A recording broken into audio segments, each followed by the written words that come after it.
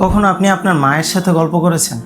হ্যাঁ, আমি আপনার আম্মুর কথাই বলছি। তিনি বাসায় অনেক পরিশ্রম করেন, সারাদিন আপনাদের জন্য চিন্তা করেন এবং তিনি সকাল থেকে রাত পর্যন্ত একটা পরিশ্রম এবং একটা চিন্তার মধ্যেই থাকে।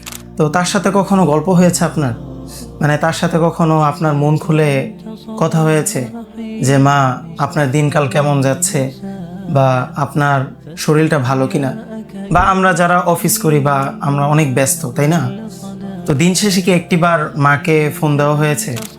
বা আপনার যেই মা গ্রামে থাকে তাকে ফোন দিয়ে কখনো জিজ্ঞাসা করেছেন যে মা, আপনি ঠিকমতো খেয়েছেন কিনা, বা ঠিকমতো ওষুধগুলো খাচ্ছেন কিনা, বা আপনার শরীরের অবস্থা কি? আপনি কি জানেন কোরআনে আল্লাহ পাক মা বাবার ব্যাপারে কি বলেছেন? আল্লাহ পাক সূরা লোকমানের 14 নম্বর আয়াতে বলেন, আর আমি মানুষকে তার মাতা পিতার প্রতি সদাচরণের নির্দেশ দিয়েছি। তার মাতা তাকে কষ্টের পর কষ্ট সহ্য করে গর্ভে ধারণ করেছে। তার দুধ ছাড়ানোর সময় হয় 2 বছরে। সুতরাং আমার প্রতি ও তোমার মাতা পিতার প্রতি কৃতজ্ঞতা প্রকাশ করো। প্রত্যাবর্তন তো আমারই নিকট। আপনি যতই ব্যস্ত থাকুন, দিন শেষে একটিবার হলেও আপনার বাবা মার খোঁজ খবর নিন।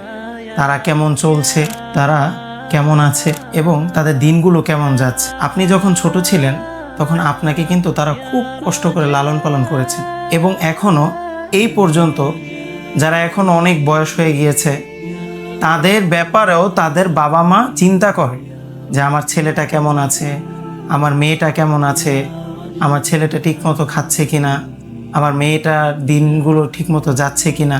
তাদের কাছ থেকে দোয়া নিন। পৃথিবীতে যদি আপন বলতে কেউ থাকে তাহলে এই দুইটা মানুষই আপনার আপন, বাবা এবং মা। এই দুইটি মানুষ ছাড়া আপনার আপন আর কেউ নেই।